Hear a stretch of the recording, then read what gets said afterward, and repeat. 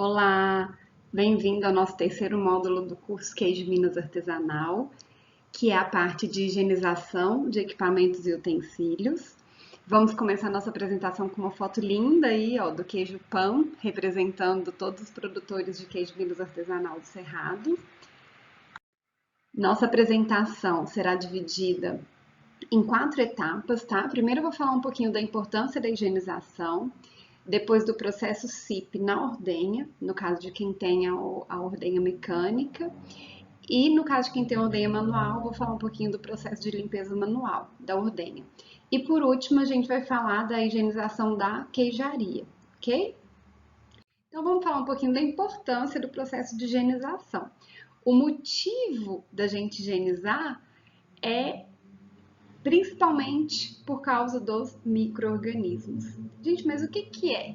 Quem são esses micro-organismos que tanto atrapalham o nosso processo de produção? Nem sempre, né? Tem os bons, que a gente já falou deles, mas tem os patógenos, que é aqueles que causam doenças para o ser humano, e tem os deteriorantes, que é aqueles que estragam o nosso produto.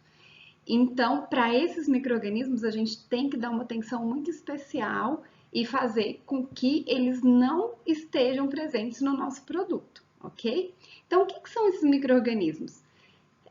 Eles são seres vivos muito pequenos que só podem ser vistos com auxílio de microscópio. Então, às vezes a gente olha uma superfície e fala, nossa, tá limpo, né? Essa mesa tá limpa. E na verdade ela não tá limpa, né? Porque a gente não consegue enxergar esses micro-organismos a olho nu, né? A gente precisa de um microscópio para conseguir enxergar. Então nem sempre é aquilo que parece. Bom, e onde estão esses micro-organismos? Eles estão em tudo, em tudo. Nos alimentos, na poeira, na água, no ar, no chão, superfície de plantas, superfície de animais, pragas, utensílios, inclusive no nosso corpo, né? A gente tem milhares de micro-organismos no nosso corpo. Então, eles estão em tudo, tá bom? Quando eles se multiplicam? Quando eles encontram condições ideais para crescer. Então, é isso que eu falo. Vamos tentar evitar que aquele micro-organismo chegue até nosso alimento, porque depois que ele chegou, encontrou condições ideais para sobreviver e multiplicar, já era. É muito difícil controlar, tá? Então, vamos tentar evitar com que ele chegue até o nosso alimento. Então, ó, quando eles se multiplicam, quando eles têm nutrientes disponíveis, então uma superfície que a gente esqueceu ali, um resíduo, um alimento, né? Ali ele vai encontrar nutriente, por isso que eu falo muito do leite, eles amam leite porque tem um pH neutro, tem muita água, tem muitos nutrientes, então é um meio muito propício para o desenvolvimento microbiano. Outra condição, água, né? Quanto mais água, quanto maior a umidade, quanto maior a atividade de água do meu alimento, mais fácil dele desenvolver ali dentro, né? Por isso que um meio de conservação é justamente a remoção de água, né? Na última aulinha a gente falou disso, o processo de maturação, ele ajuda muito nisso no momento em que ele está diminuindo a atividade do nosso queijo. Então, com uma atividade de água menor, os micro-organismos patógenos, que são mais exigentes com relação à atividade de água, eles não conseguem desenvolver. E um terceiro fator, temperatura. Claro que cada micro-organismo tem sua temperatura ótima de crescimento, mas a maioria dos micro-organismos patogênicos, que é o mais preocupante para nós, eles têm uma temperatura de crescimento ótima. Aqui nesse próximo slide tem. Ó, eles têm uma temperatura de crescimento ótima em torno entre 30 e 50 graus, temperatura ambiente. Né? A nossa temperatura ambiente aqui do Brasil, ela é a temperatura ideal de crescimento dos micro-organismos.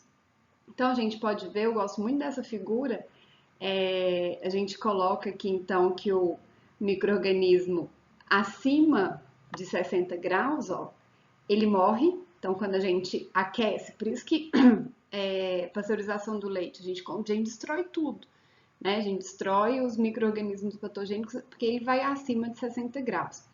Abaixo de 10 graus, ou seja, ó, temperatura de refrigeração, o micro-organismo dorme. Então, ele fica ali sem se multiplicar ou se multiplicando muito lentamente, mas a hora que a gente volta ele para a temperatura ideal, aí ele volta a se multiplicar.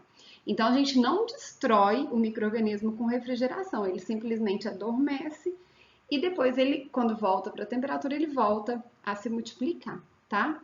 Então, nosso principal perigo é aqui, ó, na temperatura ótima, que é entre 30, 50, 40, 45 graus, nossa temperatura ambiente, tá?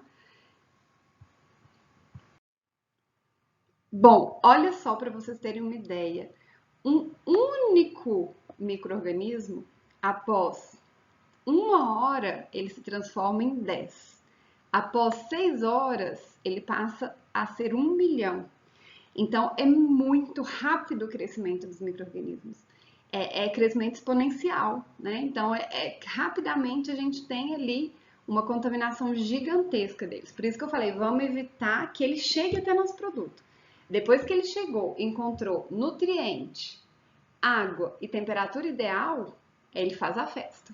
Aí ele cresce muito rápido, tá? Aquela história que eu falei pra vocês, a gente olha para uma superfície dessa, nossa, tá limpa, linda, né? Não tem nada aí. E aí, uma foto aqui, a partir do microscópio eletrônico de varredura, essa foto eu fiz durante o meu trabalho de mestrado. Eu peguei uma superfície de aço inox, parecia lisa, e fiz uma fotografia por MEV, que é a microscopia eletrônica de varredura. Então a gente consegue ver aqui, ó, nessa superfície, várias ranhuras. E é justamente nessas ranhuras que os micro-organismos eles se encaixam ali e ali eles se multiplicam. Então, mesmo uma superfície que parece ser muito lisa, muito perfeita, isso aqui é uma superfície de aço inox, né? Que é a superfície, o material mais recomendado para trabalhar com alimentos. Mesmo assim, a gente consegue ver ranhuras, né? Consegue ver irregularidades nessa superfície. E nessa mesma superfície, o que que eu fiz? Eu colonizei, né? Eu fiz um processo de colonização com Listeria monocytogenes só para tentar entender como que ela coloniza essa superfície. E depois eu fiz um processo de limpeza para ver o quanto essa limpeza era eficiente para remover essa listéria. Então, olha só, o que que a gente pôde ver? Com 18 horas, eu tive a colonização por listérias, a gente consegue ver, ó, cada um desse aqui é uma listéria monocytogenes. E depois de 114 horas, essas listérias, elas formam uma espécie de teia, tá vendo? E é justamente aqui que está o perigo. Porque à medida que o tempo vai passando e a gente não limpa aquela superfície, ela vai colonizando aquele local e forma os famosos biofilmes. Biofilme nada mais é do que essa colonização, né? Essa fixação da bactéria no meio, da bactéria na superfície. E aí, quando a gente forma esse biofilme, é muito mais difícil remover.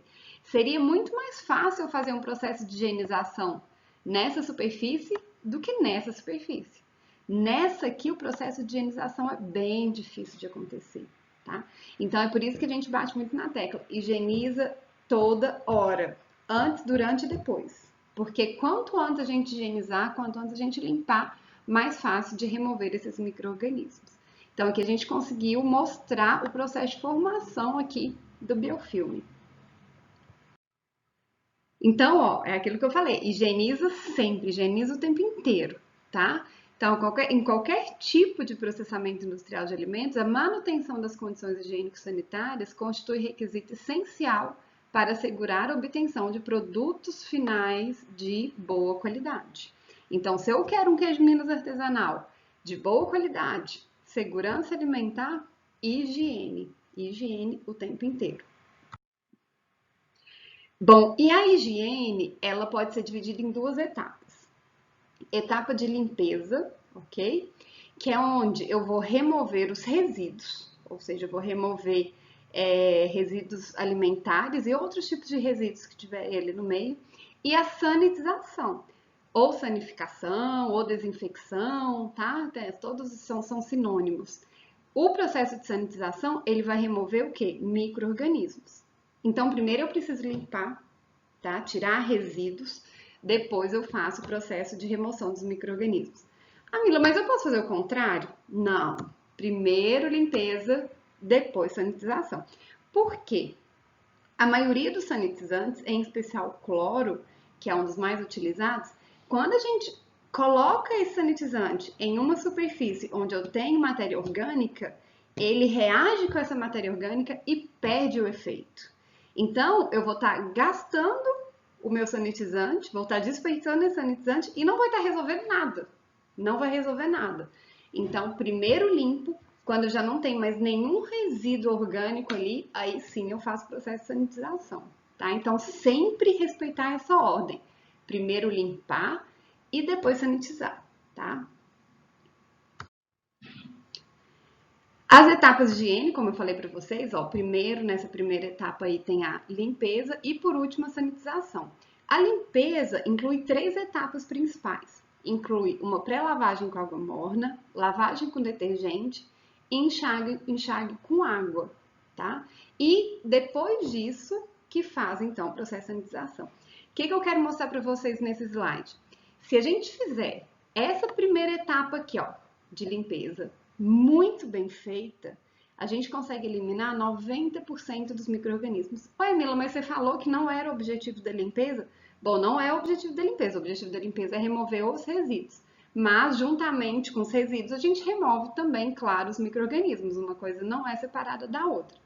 Então, uma limpeza bem feita, se a gente fizer uma limpeza bem feita, a gente não precisa gastar tanto tempo e tanto dinheiro na parte de sanitização, tá? É muito mais importante uma limpeza bem feita do que o processo de sanitização. Tanto que vai ter ali em algumas etapas que eu vou comentar que ela pode ser opcional.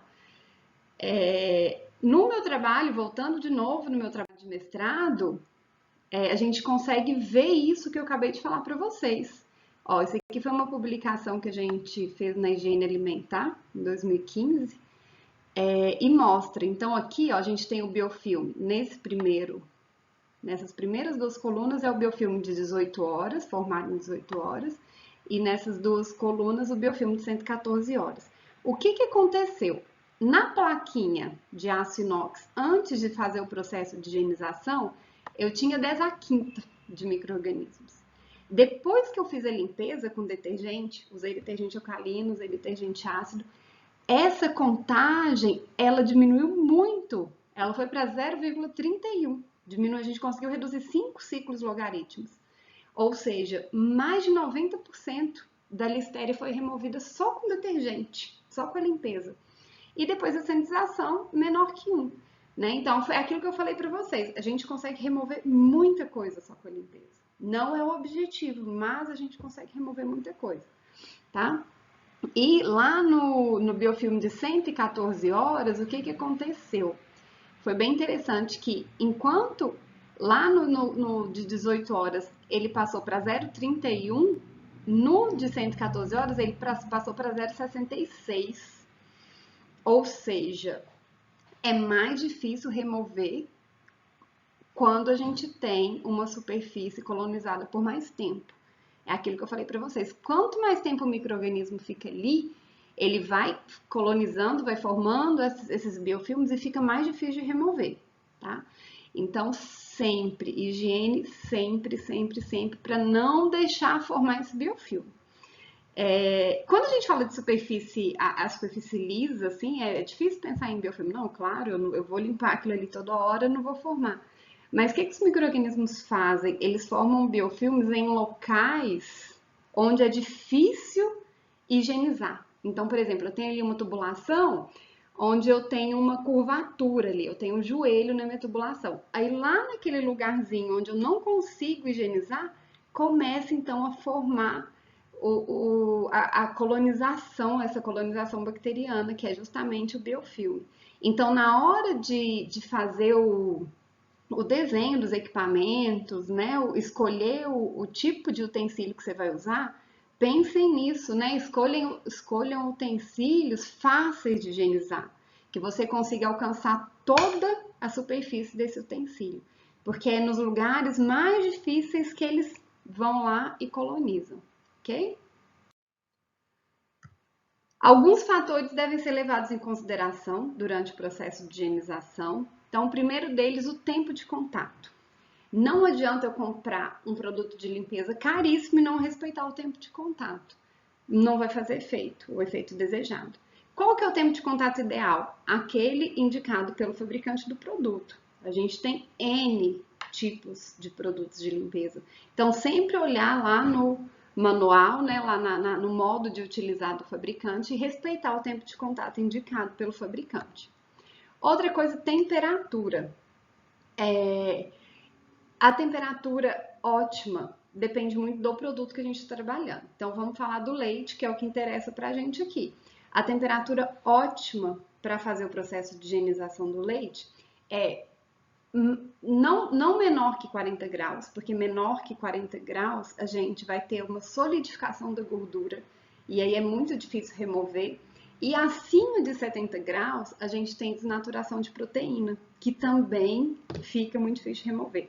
Então o ideal é trabalhar entre 40 e 70 graus. Tá? A gente vai falar mais disso daqui a pouquinho. Então a temperatura vai depender muito do resíduo. No nosso caso, o leite é entre 40 e 70 graus. Energia mecânica, muito importante, utilizar bucha ou o próprio sistema SIP, ele passa ali na tubulação e tem uma força de cisalhamento, que é energia mecânica. E energia química depende do produto de limpeza utilizado, tá? Então aqui eu vou colocar uns exemplos do que é utilizado na área de leite. Então, a gente tem o detergente alcalino, que ele vai ser utilizado para remover gordura e proteína. O detergente ácido, que remove depósitos minerais e pedra do leite. E sanitizante para eliminar os micro-organismos. Tá? Então, esses são os principais produtos de limpeza utilizados no caso do leite. Aí agora, entendido então a importância do processo de higienização, a gente entra no processo de higiene em si.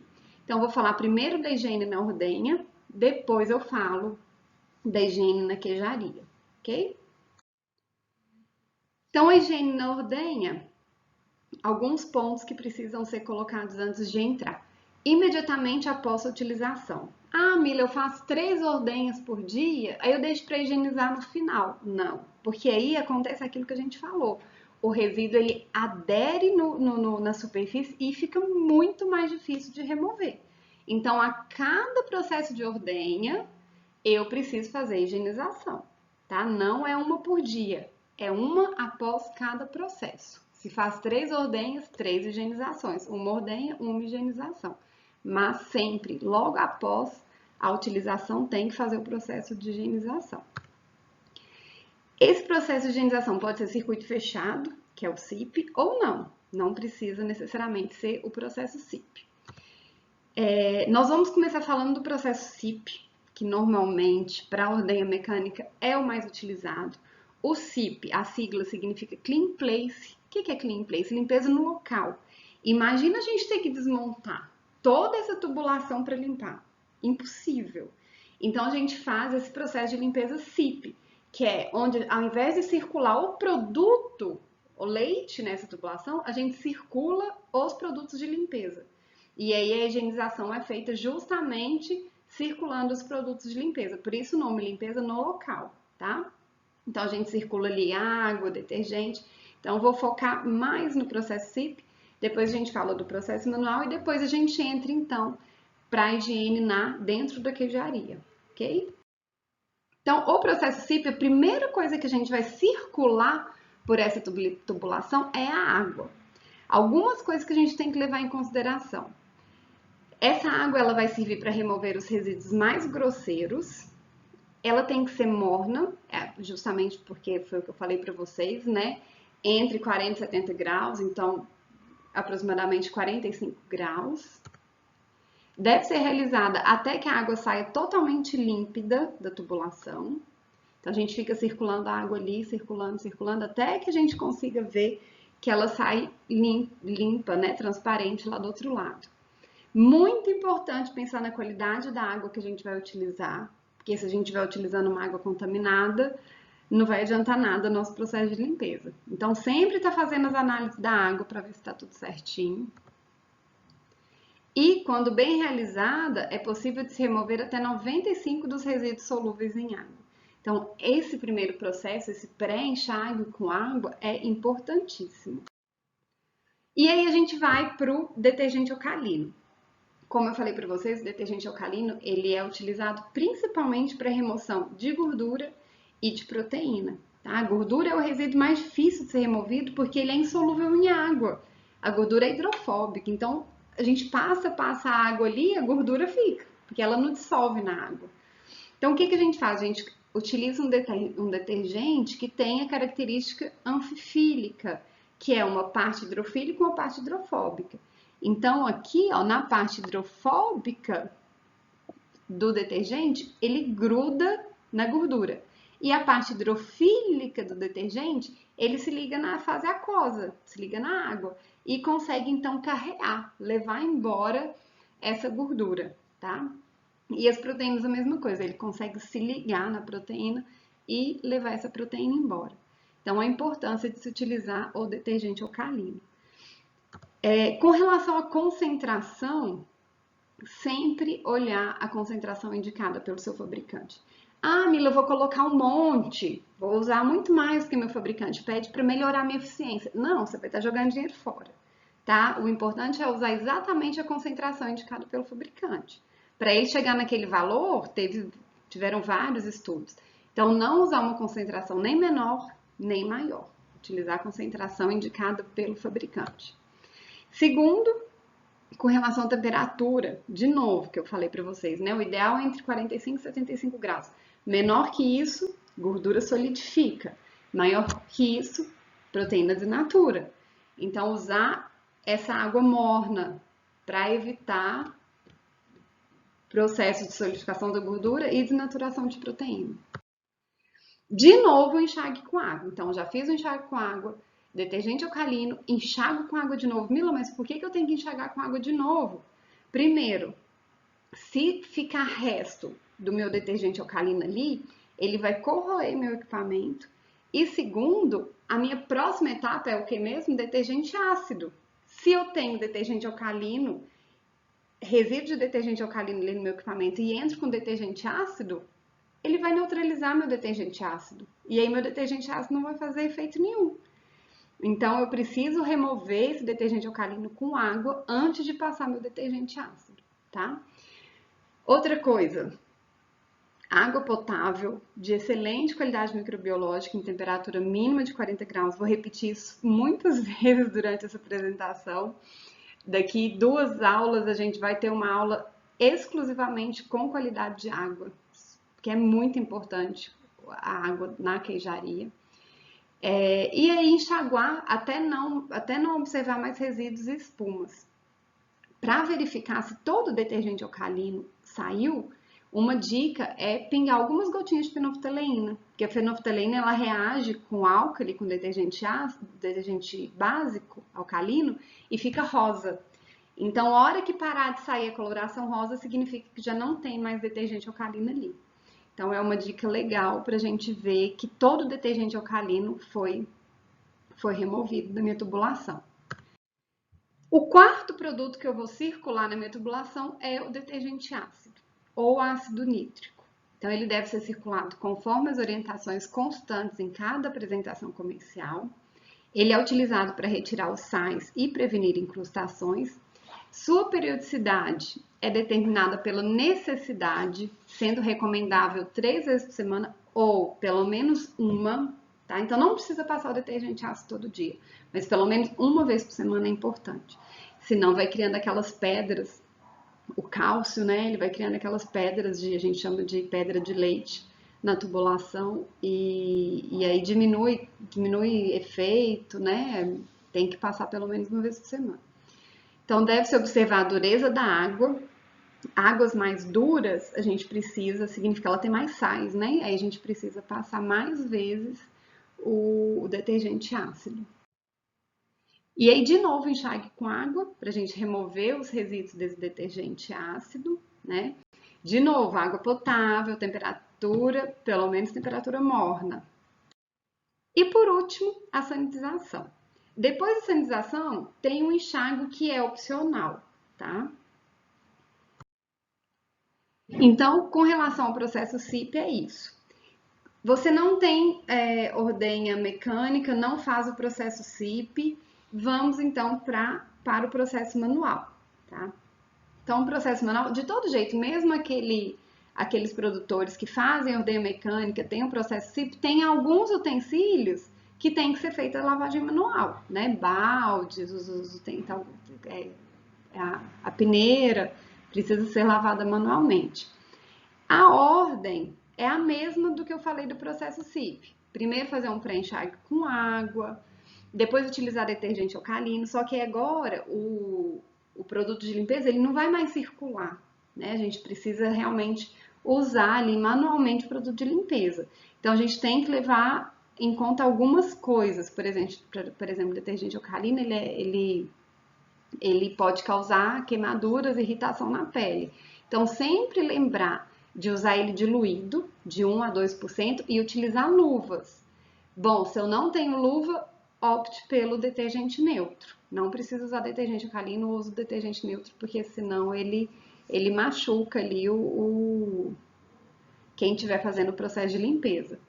Depois faz o enxágue com água, usa o detergente ácido pelo menos uma vez por semana. No caso do detergente ácido, fazer a limpeza por imersão, ou seja, você prepara ali a solução do detergente e deixa por 10 minutos, o tempo recomendado pelo fabricante, e deixa ele imerso ali nessa solução ácida. Faz o enxágue e, por último, sanitização, tá? Que é também por imersão. Prepara a solução e deixa por imersão ali. O recomendado pela portaria, pela legislação, é uma solução clorada de 100 a 200 ppm. E é importante fazer um enxágue depois, principalmente no caso do queijo artesanal, onde a gente quer que os micro-organismos bons sobrevivam, é importante fazer um enxágue, tá? Aqui nessa tabela apresenta, então, por exemplo, ali eu falei de 100 a 200 ppm, então 100 a 200 ppm, dependendo da porcentagem de cloro livre que você tem aí, né, vem escrito no rótulo, por exemplo, aqui, se eu tenho um hipoclorito de sódio 2,5%, entre 100 e 200 ppm, para produzir 50 litros de solução, vamos escolher o valor aqui médio, né, 150 ppm, eu adiciono 300 ml de cloro. Então, 300 ml de cloro em 50 litros de água, se eu tiver uma solução de hipoclorito 2,5%. Se eu quiser produzir uma quantidade menor de solução, por exemplo, 10 litros para 10 litros de água, é só fazer aqui a regrinha de 3 proporcional, que eu encontro a quantidade em ml de cloro que eu preciso adicionar, ok? O piso da sala de ordenha, o ideal é que ele seja lavado com água tratada, claro, né? Sob pressão, com auxílio de uma bomba, de 2 a 3 ppm de cloro livre, bem pouquinho de cloro, tá? Então, mistura ele ali, prepara uma solução e bombeia com auxílio de uma bomba. Bom, entendido então o processo de higienização na ordenha, a gente entra então no processo de higienização na queijaria, ok? Na queijaria, a gente precisa, além de entender o processo de higienização, a gente precisa entender quais os materiais que podem entrar em contato com o alimento. Então, para isso tem uma legislação. Então, durante essa apresentação de higienização na queijaria, eu vou aproveitar e vou falar também quais os materiais ideais que devem ser produzidos aqueles utensílios, aqueles equipamentos que entram em contato com o alimento, tá? Então, eu vou juntar as duas coisas, vou falar da higiene e vou falar do material. Então, primeiro, todos os utensílios utilizados nos locais de manipulação que possam entrar em contato com os alimentos, eles deverão ser confeccionados de material que não transmita substâncias tóxicas, odores e sabores para o alimento, que não seja absorvente e anticorrosivo, e que seja capaz de resistir a repetidas operações de limpeza e sanitização, tá? Alguns pontos importantes que a gente precisa levar em consideração. O primeiro, A queijaria, ela deve ser rigorosamente higienizada antes, durante e após o processo de produção do queijo. Equipamentos e utensílios deverão ser mantidos em bom estado de conservação. Produtos de limpeza e sanitização devidamente autorizados deverão ser guardados em local adequado, fora da área de manipulação. Apenas aqueles que vão ser utilizados no dia, tá? A utilização diária, eles podem ser guardados na área de produção em local adequado, em local devidamente protegido, ok? Na queijaria, é importante ter um tanque com torneira com água corrente, tá? Porque é ali que a gente vai fazer a higienização dos utensílios menores. E precisa ter também um recipiente destinado propriamente para o processo de sanitização. Nesse processo de sanitização, esses utensílios menores, eles serão imersos, a gente vai fazer o processo de sanitização por imersão, então precisa ser um recipiente maior, tá? Aqui tem um exemplo que eu retirei ele da cartilha da Emater. Então, essa solução clorada, ela tem que ser preparada para uso imediato, porque o cloro ele é muito volátil. Então, se a gente preparar hoje e usar só amanhã, já era, já não tem mais nada ali de clorativo. E o suficiente para imergir os utensílios. Ela pode ser preparada diretamente em baldes, tambores ou tanques que possam cobrir completamente todos os utensílios que se deseja desinfetar, numa proporção, numa concentração de 100 ppm. E a solução ela deve ficar em contato com os utensílios por pelo menos 10 minutos. Depois que passou esses 10 minutos, você pode retirar e colocar para secar, ou você retira e passa para um outro recipiente só com água para fazer o enxágue, tá? É opcional esse enxágue, mas no nosso caso, onde a gente quer manter micro-organismos bons no processo, é importante fazer o enxágue. É importante que não tenha mais resíduo de cloro no momento que meu produto vai entrar em contato com esse utensílio. Por exemplo, forma de queijo, né? São lugares onde eu preciso manter minha flora benéfica. Então, é importante sim fazer o enxágue. É opcional, mas é muito importante para o nosso caso, onde a gente trabalha com um produto vivo, né? Um produto onde eu quero que os micro-organismos bons permaneçam ali, ok? Os coadores e filtros também higienizados imediatamente após o uso. Como eu falei para vocês, eu vou aproveitar aqui nossa apresentação para falar de quais os materiais que a legislação permite. No caso de coadores ou filtros, precisa ser feito de aço inox ou plástico de alta resistência, sendo proibido o uso de panos.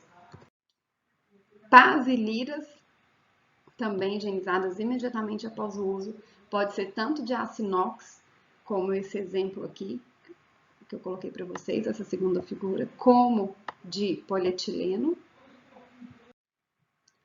Formas de queijo, elas deverão, no caso do QMA, queijo Minas artesanal, elas têm que ter formato cilíndrico e o tamanho ele varia muito de acordo com cada região.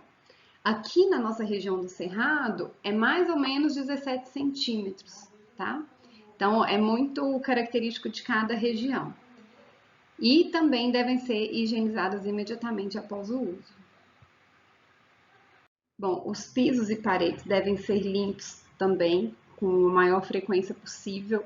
Então, segue também o mesmo esquema. Faz uma limpeza prévia com água, limpeza com detergente neutro, né, utilizando bucha, enxágue com água e aí depois aplica a solução sanitizante, que pode ser manualmente ou com auxílio de um esguincho, como essa foto, como essa imagem aí que eu coloquei para vocês. E depois deixa secar naturalmente, tá? O tanque de recepção e ou coagulação, coloquei e ou porque normalmente a gente usa o mesmo, né? O mesmo tanque que recebe ali o leite, a gente já usa ele para fazer o processo de coagulação. Ele tem que ser de aço inox ou outro material aprovado pelo IMA, higienizado imediatamente após o uso, tá? Faz o enxágue com água, passa o detergente com a bucha, enxágua de novo e passa o sanitizante e enxágua de novo, tá? É uma etapa ali do processo onde eu vou ter contato direto com o leite, então muito importante enxaguar depois desse processo de sanitização. As mesas têm que ser de aço inox ou outro material aprovado pelo IMA resistentes à higienização. Mesmo processo. Passo água, passo detergente, enxago. Sanitizar, se for sanitizar, utilizar, enxago depois. Principalmente aquelas mesas onde vai fazer o processo de coleta do pingo, tá? Lembrar de enxaguar com água abundante até a remoção total do sanitizante. As prateleiras para maturação podem ser madeira, plástico ou outro material aprovado pelo IMA, tá? Não recomendável uso de sanitizante químico no caso de utilizar prateleira de madeira. As matérias orgânicas residuais, elas podem ser raspadas com auxílio de espátulas. Pode realizar-se esfregão com escovas utilizando-se água potável com temperatura de 35 a 40 graus. Após a limpeza, as madeiras podem ser expostas ao sol por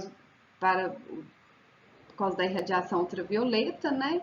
E dessecação promovida pelo calor do sol. Após bem secas, as madeiras poderão ser gentilmente lixadas, novamente lavadas, água morna, 35 a 40 graus, e expostas ao sol. Tá? Lembra de selecionar madeira de boa qualidade.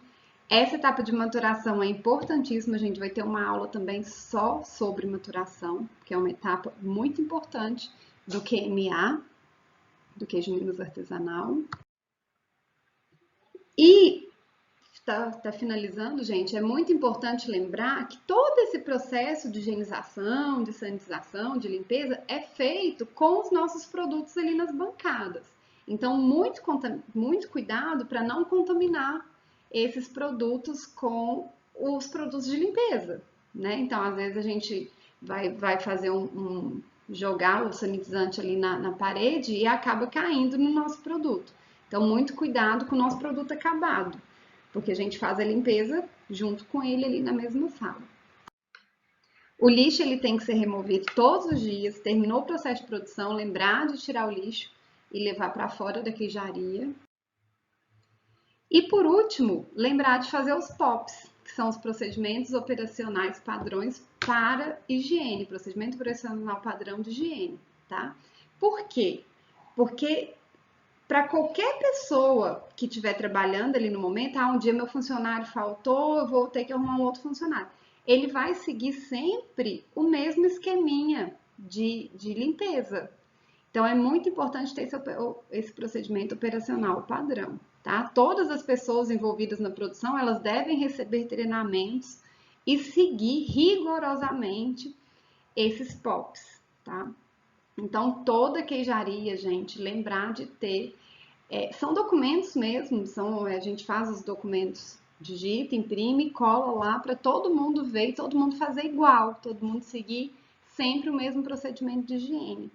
E é assim que a gente consegue um produto de boa qualidade, né? Seguindo sempre essa rotina para que eu tenha um produto final de qualidade. Então é isso que eu queria falar para vocês, espero que vocês tenham gostado. Aqui tem... Bom, então aqui tem as referências que eu utilizei para montar essa apresentação. Utilizei muito o livro do Adriano Cruz, de Microbiologia do Leite. Utilizei os boletins do professor Cleube, de Higienização em Queijarias Artesanais.